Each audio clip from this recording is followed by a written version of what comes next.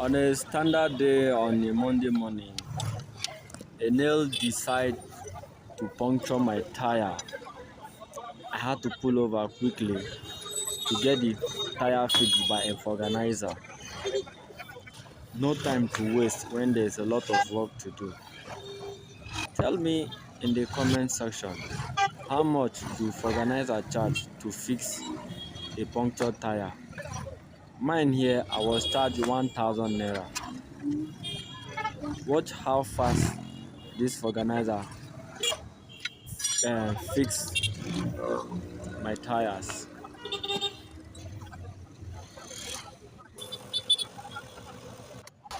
So now we are at this.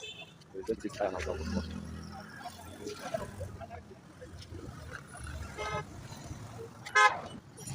we are done now.